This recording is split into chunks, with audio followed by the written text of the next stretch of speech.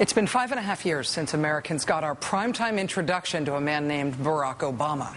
And 5.5 years later, Barack Obama's most fundamental political appeal is still most easily boiled down to this. Tonight, there is not a liberal America and a conservative America. There is the United States of America.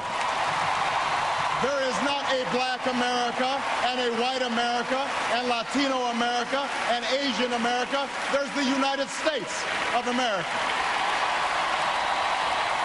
The pundits like to slice and dice our country into red states and blue states. Red states for Republicans, blue states for Democrats. But I've got news for them, too. We worship an awesome God in the blue states, and we don't like federal agents poking around in our libraries in the red states. We coach Little League in the blue states, and yes, we've got some gay friends in the red states. There are patriots who opposed the war in Iraq, and there are patriots who supported the war in Iraq. We are one people, all of us pledging allegiance to the Stars and Stripes, all of us defending the United States of America. In the end, that's what this election is about. Do we participate in a politics of cynicism, or do we participate in a politics of hope? That was 2004. Believe it or not, an endorsement of John Kerry for president. But soon that politics of hope would eclipse every other figure in the Democratic Party and ultimately every other figure in American politics, as he and his party thumped the Republicans at every level, even as Obama himself didn't like to dwell on the partisan nature of his victories. Senator, you criticize the Bush administration frequently, but you almost never criticize the Republican Party itself. Other Democrats... Much to your chagrin. Well, yeah, actually. I mean, other Democrats, you will hear them talk about the GOP as the party that's been wrong on all the big stuff, creating Social Security, civil rights, the war in Iraq.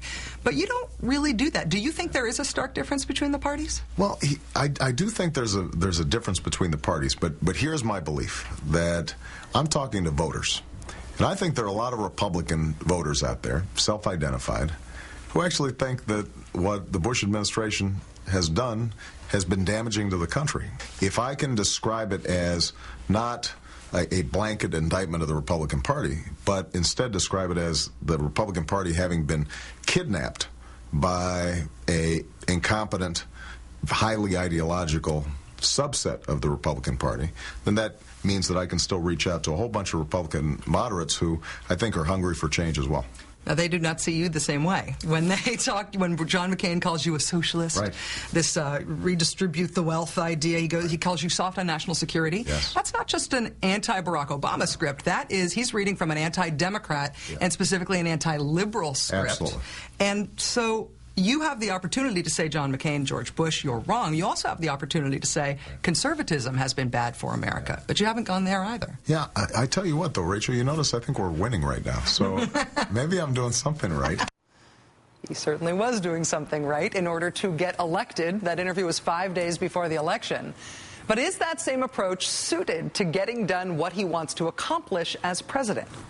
After the election, Barack Obama carried on with that same theme from the campaign, an Inauguration Eve dinner in honor of Republican Senator John McCain, whom he defeated in the election, the White House cocktail parties with both Democrats and Republicans, the social invitations and policy meetings with congressional Republicans, the back-to-the-well-again insistence that surely Republicans would want to find a way to vote for health reform.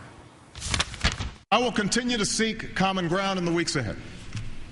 If you come to me with a serious set of proposals, I will be there to listen. My door is always open. That wasn't tonight. That was back in September. It just hasn't worked out that way, though, that governing goes well when you do it that way. Republicans are really not interested in participating in the passage of any significant legislation. They have used the rules of the Senate to stop any legislation from passing. As you can see here, the filibuster rule has never in history been used the way they're using it now, to require essentially, as Senator Brown said earlier, a permanent supermajority of 60 votes on everything. This has never been done before. On policy issues like cap and trade, where Republicans were on record supporting the same policies as President Obama, Republican senators, including Senator Senator McCain, are now literally changing their stated policy views so as to avoid accidentally ending up on the same side as the president, deciding they oppose legislation they previously sponsored, since President Obama supports it too. Republicans have been as unanimous as they can be in opposition to every major thing this president has tried to do, and they expect to continue to be, as best as I can tell, calculating that the political benefit of stopping a president from accomplishing anything is worth a lot more than any risk of being seen as obstructionist. Nevertheless, President Obama tonight continued to sound like candidate Obama. He continued to call for Republican support for his agenda. If the Republican leadership is going to insist that 60 votes in the Senate are required to do any business at all in this town, a supermajority, then the responsibility to govern is now yours as well. Just saying no to everything may be good short-term politics, but it's not leadership. Barack Obama's first year in office has been a real challenge to his whole political brand, to his baseline appeal, to the thing that made him popular in the first place. The reason the hope slogan worked and didn't seem cynical, and the reason for all the often difficult but earnest discussion of whether his was a post-racial candidacy, was because of President Obama's constant message that what unites us is stronger than what divides us. That may be true in the country at large. I hope it's true. It's really not true in Washington, though. And even Mr. Obama himself sometimes now appears to be getting that. You know, on the heels of that victory over a year ago, there were some who suggested that somehow we had entered into a post-racial America. All those problems would be solved. There were those who argued that because I had spoke of a need for unity in this country, that our nation was somehow entering into a period of post-partisanship. That didn't work out so well. Winning in Washington right now, down to brass tacks, I'll level with you. It's going to take a strategy that does not count on any Republican votes on Capitol Hill. And that is the kind of strategy we know this president does not like to talk about. It is contrary to his all-for-one, one-for-all patriotic brand.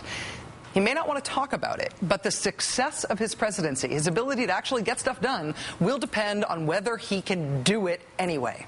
And the answer to that question we will learn by seeing what he does tomorrow, not by just what he said tonight. We'll be right back.